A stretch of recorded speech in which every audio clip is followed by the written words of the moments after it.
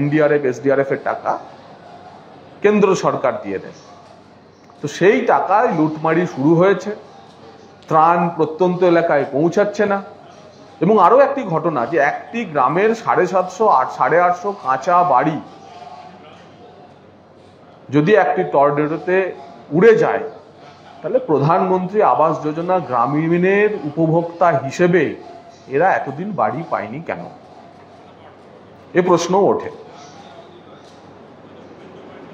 এবং সেই সঙ্গে আপনারা জানেন যে 100 দিনের কাজ নিয়ে রাজ্য সরকার যেভাবে আমরা 100 দিনের কাজের টাকা বিলি করে দিয়েছি, 100 দিনের কাজের টাকা মজুরি বিলি করে দিয়েছি, এ নিয়ে প্রাথমিকভাবে যে ডেটাবেসে কাজ শুরু হয়েছিল সেই ডেটাবেস বন্ধ রেখে এমজিএনআরইজি এর আমাদের প্রশ্ন রয়েছে যে এমজিএনআরইজি একটি সেন্ট্রাল অ্যাক্ট, সেই অ্যাক্টের মজুরির টাকা রাজ্য সরকার এইভাবে ইউনানিমাসলি দিতে পারে কিনা।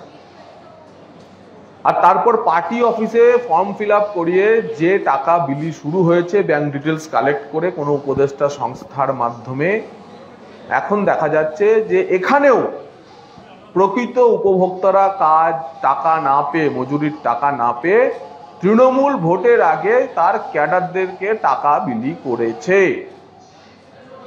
এবং তাও একটি নির্দিষ্ট জনগোষ্ঠীর ক্যাডারদের গ্রামগুলিতেই টাকা বিলি হয়েছে। কেন? আমার বাড়িতে তুলসী মঞ্চ আছে, আমার বাড়িতে আমার মা বাবা বৃহস্পতিবারের লক্ষ্মী পাঁচালি পড়ে বলে আমরা 100 দিনের টাকা পাবো না।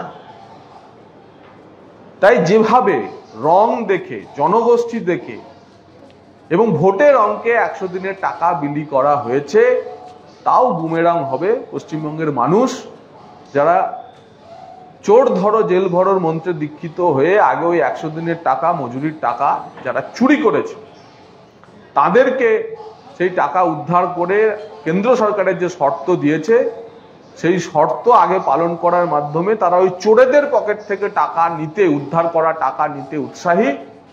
তারা 100 দিনের টাকা বিলি হওয়ার নামে যে আবার নতুন চুরির ব্যবস্থা কায়েম হলো তার প্রতিবাদ করতে শুরু করেছেন। এবং বহু জায়গায় দেখেছেন, তার মধ্যে একটা গাইঘাটার সুটিয়া, আপনারা জানেন বরুণ বিশ্বাসের সুটিয়ার যে গ্রাম, এরকম বহু গ্রামের উপভোক্তারা বলতে শুরু করেছেন যে আমাদের গ্রামে প্রকৃত অর্থে যারা 100 দিনের কাজ করেছেন তারা টাকা পায়নি। তৃণমূল কংগ্রেস বলতে পারে যে কেন্দ্রীয় সরকারের ডেটাবেসে যার নামে জব কার্ডে টাকা বিলির কথা লেখা ছিল, টাকা কাজ করার কথা লেখা ছিল, আমরা তাকেই টাকা দিয়েছি।